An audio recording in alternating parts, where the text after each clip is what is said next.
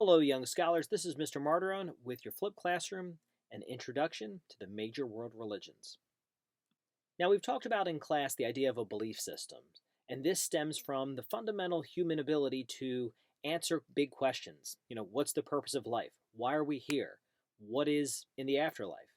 And as people and communities begin to ask these questions, religions begin to develop.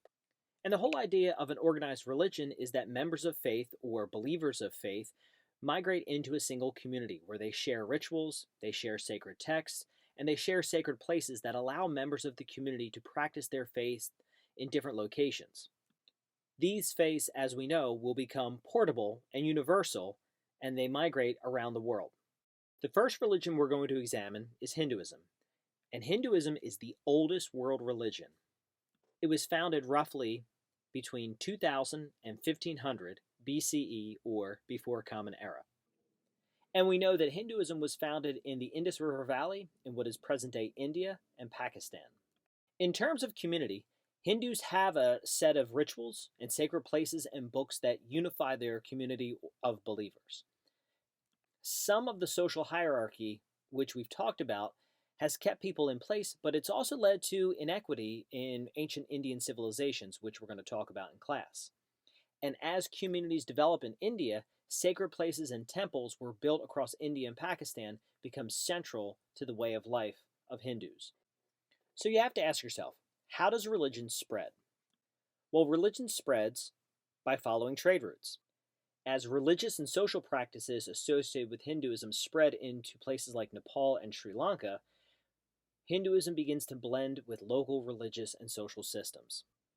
Temples are created and built, and they become the social and economic and religious center for the way of life of Hindus throughout India, Nepal, Sri Lanka, and eventually spreading throughout Asia.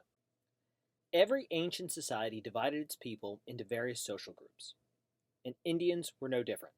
Hindus divided people into separate strata, or social levels. Priests and warriors were the two highest strata, the Brahmin. Merchants formed the third stratum. Peasants and laborers made up the fourth and largest stratum. The Vedas claim this system was created by the gods. The caste system is incredibly important to Hinduism. The caste system could dictate a person's occupation or their position within society, and the caste system had thousands of castes. The caste system also determined one's access to education and political power, or lack thereof. When the Portuguese traders came to India in the late 15th century, they called these groups casta, from their own word for heredity or social divisions.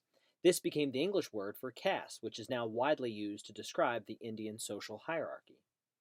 Scholars debate many aspects of the caste system. Some argue that the British rule in India in the 19th century made the system far more rigid than it actually was because it codified the system in writing, while others stress that the unwritten norms can be just as authoritative as the written law. The power of the caste in contemporary Indian society has been sharply disputed as a political issue.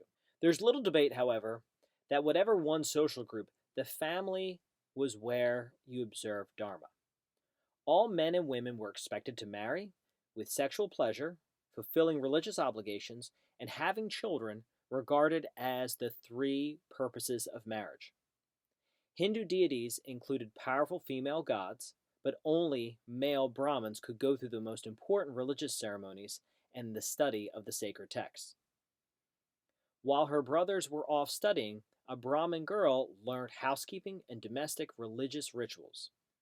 And after her husband's death, a widow was regarded as unlucky, so not welcome at family festivities.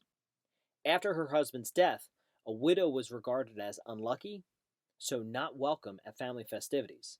But like male members of her family, after death, she could hope for a favorable rebirth, which might include being reborn as a man. In more recent times, South Asian migrants have taken Hinduism around the world, though it has not spread widely to people from other areas. Today, there are about 1 billion Hindus, about 95% of whom live in India.